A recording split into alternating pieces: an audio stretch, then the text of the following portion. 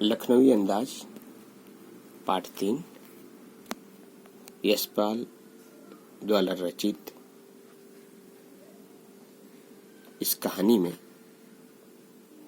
समाज की बहुत सारी कुरीतियों, समाज के बहुत सारे ऐसे पहलू जिस पर हमारा ध्यान तो जाता है लेकिन हम सोचते नहीं हैं, पर सोचने के लिए विवश करने के भावबोध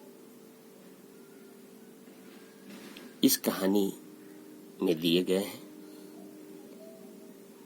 यशपाल हिंदी साहित्य के सर्वश्रेष्ठ कहानीकारों में से एक हैं।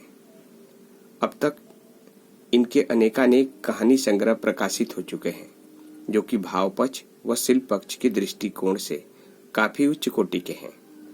यशपाल मार्क्सवादी दर्शन से प्रभावित कहानीकार हैं।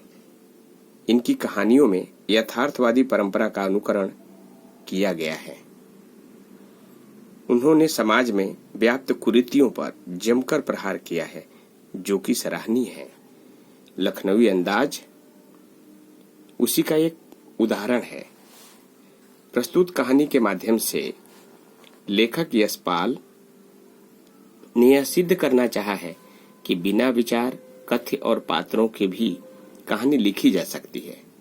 यहाँ उन्होंने एक लखनवी नवाब के माध्यम से उस सामंती वर्ग पर कटाक्ष किया है जो वास्तविकता से अनभिज्ञ रहते हुए बनावटी जीवन शैली का आदी है। वर्तमान में भी परजीवी संस्कृति को देखा जा सकता है। लेखक बताता है कि वह भीड़ से बचने के लिए दूसरे दर्जे की टिकट लेकर रेलगाड़ी के एक डिब्बे में सवार हुआ। डिब्बे में उन्होंने देखा कि एक लखनऊ के नवाबों जैसा भद्र व्यक्ति पहले से ही बैठा था और उसने अपने पास 2 खीरे रखे हुए थे। उस भद्र पुरुष के चेहरे पर लेखक को चिंता और संकोच का भाव दिखाई देता है।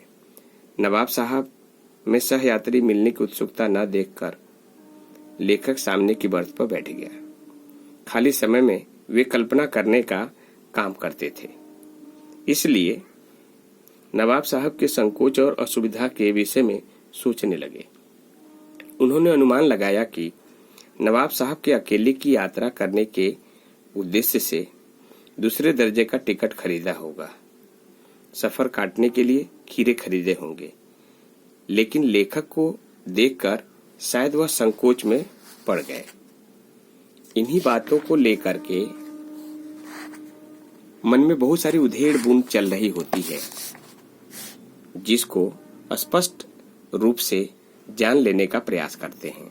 नवाब साहब ने स्थिति को भांपते हुए लेखक से नमस्कार करके खीरे खाने के विषय में पूछा। नवाब साहब के बदले हुए स्वभाव को देखकर लेखक ने समझ लिया कि वह उन्हें सामान्य लोगों की तरह समझ रहे हैं और उसे मना कर दिया। नवाब साहब ने खीरों को धोया, ऊपरी हिस्सा काटकर उसको रगड़ा, फिर चाकू से छिलकर उन्हें फांकों में काट लिया। उन पर जीरा मिला, नमक और लाल मिर्च डाली। खीरों के रसास्वादन की कल्पना से नवाब साहब के मुंह में पानी आ रहा था। लेखक सोच रहा था कि वैसे तो रईस बनने का ढोंग कर रहे हैं और लोगों से नजरें बचाकर खीरे खा रहे हैं। नवाब साहब ने फिर लेखक से खीरे खाने के विषय में पूछा। नमक मिर्च लगे ताजे खीरे देखकर लेखक के मुंह में पानी तो आ रहा था, किंतु स्वाभिमान को बचाए रखने के लिए यह कहते हुए मना कर दिया कि इच्छा नहीं है और मेरा आमाशय भी कमजोर है। फिर नवाब साहब ने प्यासी आंखों से खीरों की फांकों को देखा और एक लंबी सांस लेकर खीरे की एक फांक को नाक तक ले जाकर सूंघा।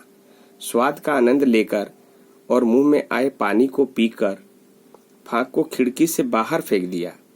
इस तरह उन्होंने सभी खीरे सूंघकर बाहर फेंक दिए। खीरे की सारी फांकें सूंघकर बाहर फेंकने के बाद नवाब साहब ने तौलिए से हाथ मुंह पोंछते हुए गर्व के साथ लेखक की ओर ऐसे देखा जैसे वह स्वयं को खानदानी रईस बता रहे हों। नवाब साहब लेट गए और लेखक ने यह सोचते हुए कि यही है खानदानी शिष्टता, स्वच्छता और कोमलता। अपना सिर उसके सम्मान में झुका लिया। लेखक यह सोच रहा था कि क्या इस सुगंध और स्वाद के सूक्ष्म बढ़िया और अमूर्त तरीके से पेट की तृप्ति हो सकती है।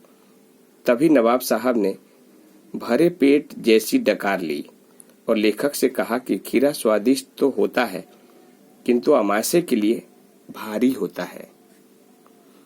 लेखक की सोचने की शक्ति जागृत हो गई।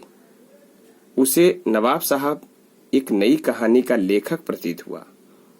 उन्होंने सोचा कि खीरे खाए बिना ही पेट भर सकता है और डकार आ सकती है, तो फिर बिना विचार घटना पात्रों के एक नई तरह की कहानी भी लिखी जा सकती है, जो काल्पनिक ही सही लेकिन यथार्थ के बिल्कुल नजदीक होगी। तो इस प्रकार से आज के समाज और परिवेश के अनुसार यह कहानी हमें बनावटी जीवन शैली से और दिखावे की जीवन शैली से दूर रहने की प्रेरणा देती है। धन्यवाद।